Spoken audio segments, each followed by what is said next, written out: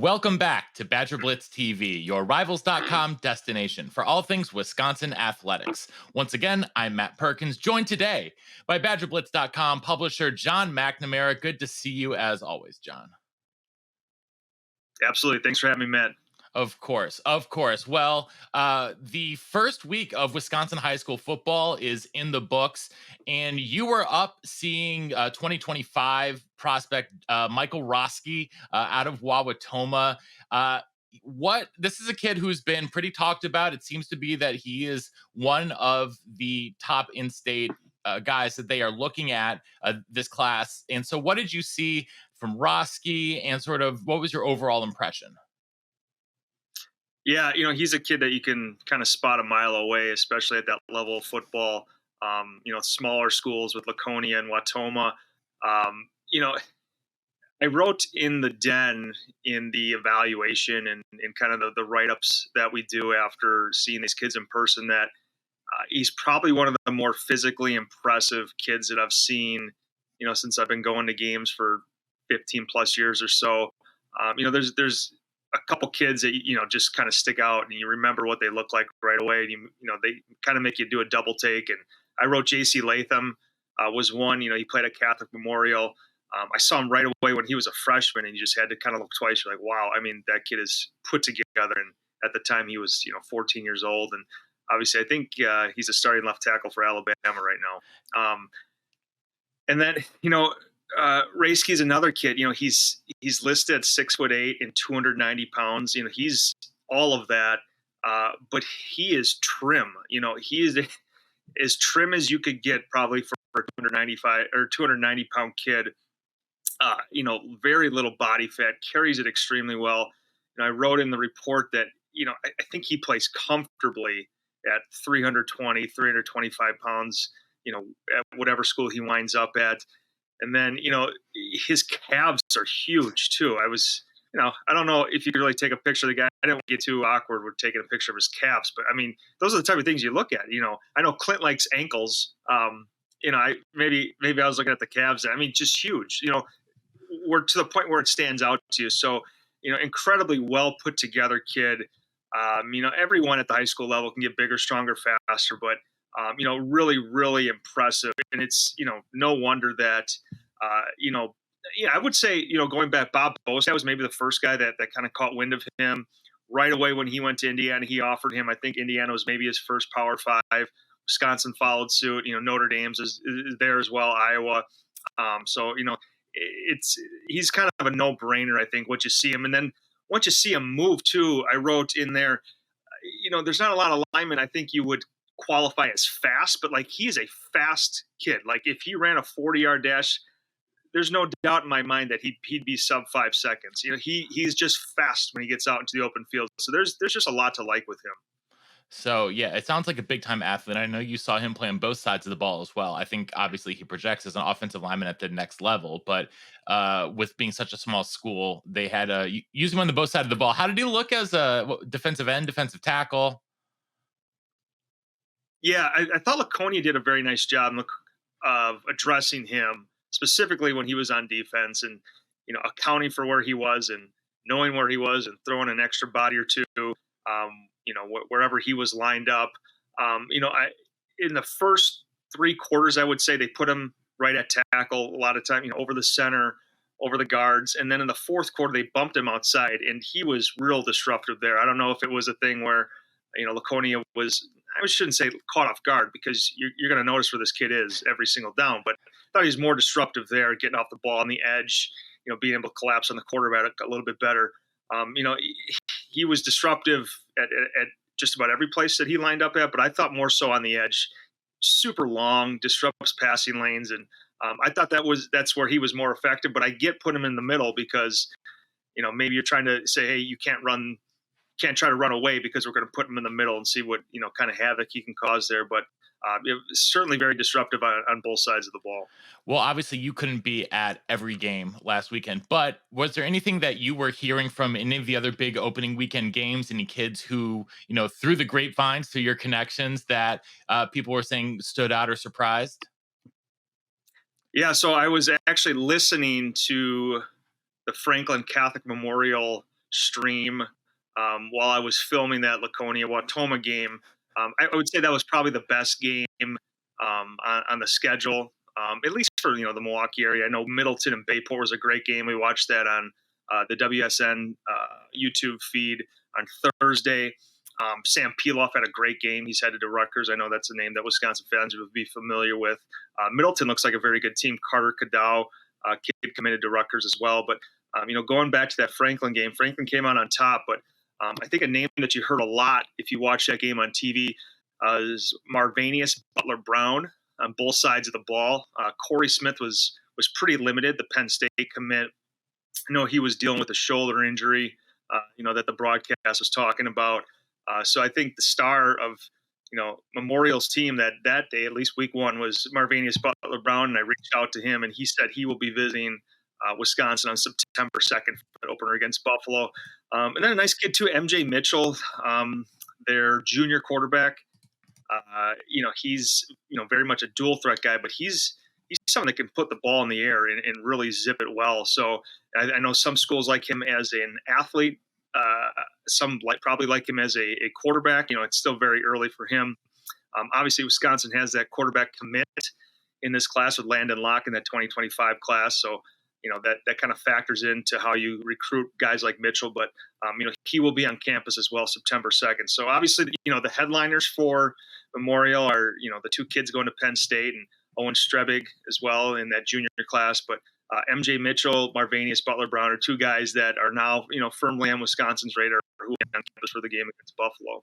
Well, it looks like they'll be there on campus with Roski, as well as in-state linebacker Cooper Catalano, the Germantown standout who we've talked about here many times before, and it wouldn't be surprising to see him be one of the earlier potential commits in this class, just with the long relationship you've seen Catalano have, even with the old staff who were on him pretty well, in addition to that. But one of the Badgers are also starting to put a bunch of in-state kids together to come for the Georgia Southern game. And that includes kicker Eric Schmidt. And I think that when was the last time Wisconsin really went out and got a kicker? In high school, like is it Hoffa that was the last Hoffa Gaglianone? Anthony Lottie was a scholarship punter, out of high school, out of Georgia. I'm trying to think kicker. It might be Rafa. Yeah, typically they get guys as walk-ons and. The skill guys in Wisconsin are pretty solid. Mm-hmm. They've been able to land a few of them from inside the state. And but Schmidt, for a guy who has a scholarship offers early as he did, obviously he's legit. And I think that he's intriguing because he could punt or kick at the next level. Coles, I believe, has him rated as the number 1 punter and the number 4 kicker in the country. So I don't know that if he could do both, but I mean, what a luxury that would be for a team. If you could have a guy who could kick and punt for you. I don't know if that really happens in college football. Doesn't sound like it does, but obviously Wisconsin thinks enough of him to offer him very early, and obviously he's one of the best specialists in the country. So yeah, he'll be there for Georgia Southern, and then he told me he'll be there for Ohio State as well. Michigan's involved in his recruitment as well. I think Wisconsin's the only school that's offered so far. But when you're one of the better specialists in the country, I would imagine he'll rack up a few more offers here as the fall gets into full swing. There's a couple other 2025s that will be there for that Georgia Southern game, and Nicholas McCullough and Jackson Accardi. Are those still like way out eval kind of guys, or were they looking more PWO kind of kids? How do we see those two? Yeah, Jackson's going to be a scholarship guy. He's got a handful of Power Fives already. And Wisconsin, there's some guys that they like at that tight end position, specifically James Flanagan from inside the state. I would say, he's arguably their top target for sure, their top in-state tight end target. He already has an offer. I think it's probably fair to say, I don't think that he's come out with a list of favorites, but just kind of, reading between the lines and talking to some people, Notre Dame likely leads in his recruitment. I talked to him too, and he said that, he had a really busy summer and he hasn't hammered out any official dates for schools that he's going to visit in the fall, but obviously he'll pop up on Wisconsin's campus. He'll pop up at Notre Dame. I think Penn State's there as well. I think he likes Stanford a lot too. I think he went to Stanford during the summer. So, yeah, Jackson, Cardi, he's a big kid. So, he's like 6'7", and maybe a kid that's in that 250, 260 range in college. That's something that worked for the old staff. Will that work for the new coaching staff? As they're looking for more vertical threats. I haven't seen him play, so I don't want to put limitations on him and say that that's not something that he can do. I know he's a basketball player, and that's kind of, the sport that he thought he would end up playing in college, right when he started high school. But obviously now he's a legit, Power 5 football player. So he's someone that's on my list. I hope to make it out to see him play in the fall as well. And then McCullough, from Muskego, obviously one of the better programs in the state over the last handful of years. School that Hunter Wohler played for. That defense specifically is a great unit. It traditionally has been for a very long time now, and I think that he's probably the top player on their defense right now as a junior. Wisconsin's there. I know he camped and visited in the summer, and then Duke's also involved in his recruitment. Again, it's still a long way to go there, but say Jackson tight end is probably a little bit more further up on Wisconsin's board at tight end than McCullough is right now, as that edge player, D end, maybe a stand-up outside linebacker. Well, it seems like all these in-state kids are coming for some of those earlier games, but they're targeting some, pulling the big guns out for Ohio State with Christian Pierce, Rowan Burr, and Tariq Hayer. Any intel on any of those guys? Since you find out that they'll be coming? Yeah, Byrne is a kid who has been very high in Wisconsin since he picked up that offer. I think there's kind of a mash of schools right at his top: Wisconsin, Notre Dame, Michigan. I believe Ohio State's in that mix as well. So he's obviously being recruited by some of the best schools in the country. But speaking to him, he was on campus in the summer. He loves Wisconsin, but I know that he also feels very much the same way about Michigan and Notre Dame. So that is going to be, every year there is a monster recruiting weekend, and without a doubt, I would expect that to be Ohio State. I would expect that guest list to kind of keep growing and growing and growing, as the fall starts to get going here. So that'll be a huge weekend. I would imagine that, they'll have a lot of their high priority targets in that 2025 and probably likely the 2026 class there as well. And, I'm sure they'll try to get as many of the 2024 commits there to be in Madison as well for that environment, that experience under the lights. It's a special thing. And, for the kids, the first time to see it, they come away very impressed. So.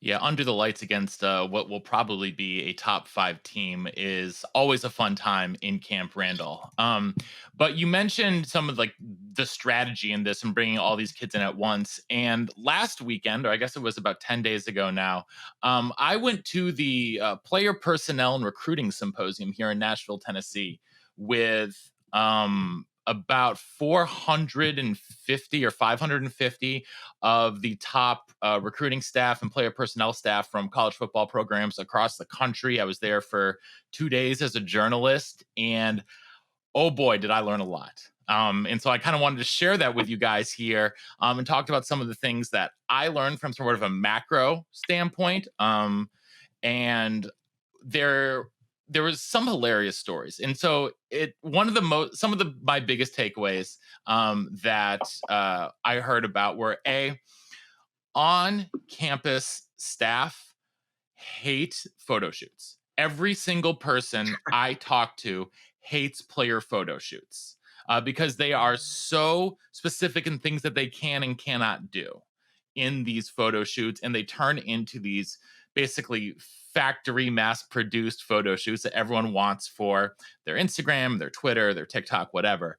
And it is the juice often is not worth the squeeze for that. And I just thought it was funny to hear a lot of frustration with that, and a lot of frustration with the new recruiting rules that will be taking place and new contact periods, because for next year's class, the opening. So this year it was, I think, July 31st was the first day they were allowed to send out the what was the official offers to 2025s. And now, though, next year it will be on June 15th, which is right in the middle of official visit season.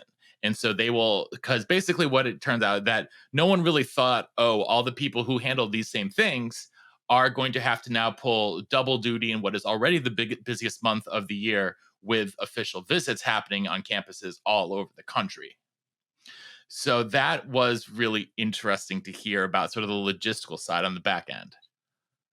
Yeah, it doesn't seem like they get feedback from the people who are actually doing the work there. And I don't know that you can make June any busier. Mm-hmm. It's now without a doubt the biggest month on the calendar. Um, you have, first of all, you have your team working out and during summer conditioning. So that's something that coaches are not involved in. That's mostly the strength coaches, but they're keeping an eye on. You have official visits, for every weekend in June. Now you have the contact period changing. And Wisconsin ran 6 or 7 summer camps during this month as well. And it's a loaded month. And it just seems like it continues to pile on your job duties as a coach. And I know that people will argue, well, if you make that much money, if you gave me that much money, I'd do whatever you want. But I mean, look, there needs to be a balance, I think. I mean, there's far more balance in the NFL. I think that's why people in that profession would much rather choose to work in the NFL, because there's a calendar that seems to work. Obviously, the demands are just as great, but at least there's some sense to it. And then, something that maybe isn't being talked about enough, guys can take as many officials as they want too, and that just seemed to come out of nowhere.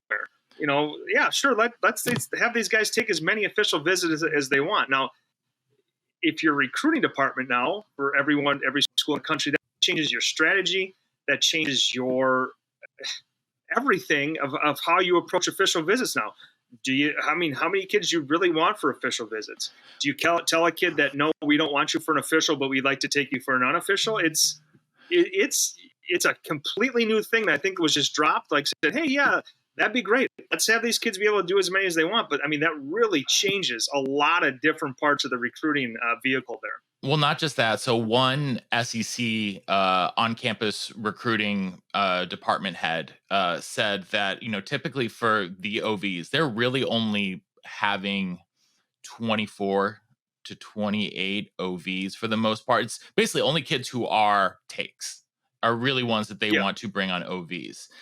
And because it's expensive, like it's really expensive for an official visit, and it needs to be reserved for special players. And you can't just be bringing everyone on an official visit, because that actually diminishes the value of the official visit. So I thought that was, just another interesting sort of insight from them. And this program was expected to have to do now double the amount of officials. They're supposed to do 56 instead of the 28 that they had this past year, and they said it's just bananas. And that's usually a good indicator. If you go to past years, if a kid is visiting for an official visit, they're almost certainly a take. And if a kid's visiting for an official visit without an offer, they will almost certainly get an offer unless something goes awry. I think you saw that situation with Jay Harper. He picked up the offer while he took his official visit. That seemed like something that was pretty well in the bag, or you could assume was going to happen, because, like you talked about, Matt, the importance of the official. And you're not just bringing anyone for official visit to spend 72 hours with this kid and wine him and dine him and do all these great things if he doesn't rank high in the recruiting board. So, very, very interesting to see how that changes. And I guess maybe the flip side of it, how many officials do kids want to take? A lot of these kids will go back to back to back weekends officials. And sometimes they're like, I'm done. I found my place. And, it's great to do that, but it's taxing on kids too, even if it's something that they're getting flown out to and, given everything that they want there. I think it's taxing on the kids too. So, it'll be interesting to see how many kids go beyond 5, because if you even look at the kids that Wisconsin took for officials in June, I don't know that a lot of them made it to all 5. A lot of them maybe got to 3 or 4, but maybe Benedict Ume, I think he took all 5, but that's really the only one off the top of my head that maybe took all 5. Liam Andrews, I think, took 4. But that's a lot. I mean, it's a lot to fly across the country 5 times in the summer, and kind of do the same thing at every school, right? I mean, everyone does great stuff, but a lot of it's the same. So I don't know. I'd be curious to see how many kids go over the 5, and if it's really even needed. So, 2 other quick things that I wanted to note from the coaching side and the player evaluation side. First of all, the changes to Twitter have completely messed up contact between coaches and recruits. Yep. Especially now because you have to pay for a blue check mark, and if you don't have a blue check mark, you're limited to the amount of messages per day, and it is the bane of everyone's existence. A lot of, especially older coaches, have trouble communicating on platforms that are not Twitter because they've basically been trained to Yep. communicate on Twitter. Um, so now in order to get more than 100, and this goes for the recruits as well, right? If you're not paying for a blue check mark, you can only get and receive 100 messages a day. And while to me I'd be like, what are you talking about? Someone who is, in that level, those level of conversations, they have tons and tons and tons of messages. Just ask Clint from any of his time working on that side, or even now. Even now, Clint's phone is Even now, just right? the Yeah. most ridiculous thing in the entire world. So Twitter has really messed up college football recruiting in a lot of ways, and their monetization strategy is really affecting it. And so a lot of teams are moving towards centralized management systems, and use iMessage to get to recruits. And the amount of data that a lot of these companies have on recruits and that they are taking in, you look at a company like Teamworks, is insane. The amount of data and information they're able to gather on these student athletes really at the touch of a button. It's pretty impressive and then sometimes a little bit scary, quite frankly. And Yeah. then the last thing, I mean, the player personnel panel that I went to was also really interesting.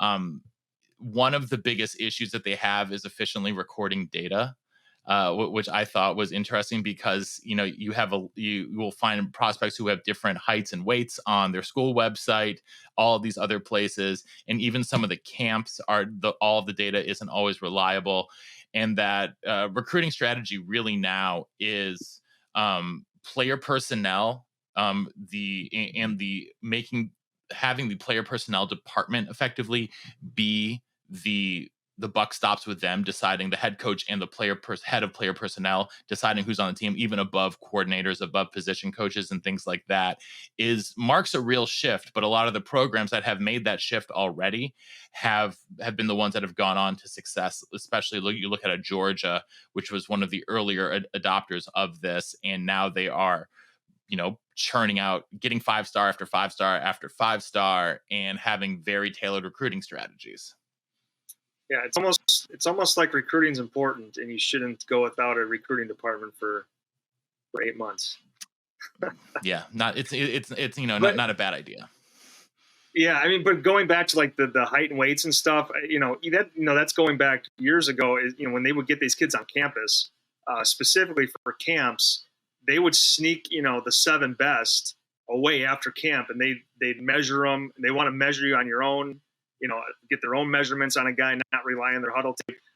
They'll have them go through a series of kind of like agility work and see how you can bend. So, I mean, that type of like information and data that you're talking about is extremely important because, you see a million different ways to list a kid, but those inches total up a lot of dollars in terms of scholarship money. So, I mean, every school wants to measure you and weigh you and do that in their own facilities. I mean, that's why that kind of stuff is just so valuable. Yeah, and it still always goes back to height, weight, and speed. At the end of the day, this is all that really Yep. matters. Is when you see it in person, is the height, weight, speed. If that is there, if the raw physical tools are there, that is still what overtakes everything. So, I had a lot of, I found a lot of interesting stuff, and it was a lot of fun. I had a chance to talk to some of the Wisconsin guys. I talked to people from every major conference in the country, some group of 5 coaches and player personnel people, some FCS player personnel people. And it was just a very informative thing for me to learn about. And this is before even talking about NIL, and we could talk about that more another time, but that is far too long Right. today to figure out the interlocutions of NIL recruiting and what can and cannot be done. And it's such a mess, man. It is such a mess. And on top of that, the IRS and NCAA are pretty inefficient at working with each other when it comes to the guidelines and taxes. And it is just nobody wants to deal with it, is really what it boils down to. Nobody actually Right. wants to deal with NIL and take charge of it and have to police it. So things end up going crazy. So that is going to do it for us here today on Badger Blitz TV. John, I appreciate. On that note, I appreciate you taking the time today, and we'll be back again soon with more. So until next time, make sure that you are on BadgerBlitz.com all the time, reading John's work, reading Seamus and Michael and everyone else who's putting out great content right now. And while you're there, make sure to hop on the message boards. And until next time, we'll see you in the den.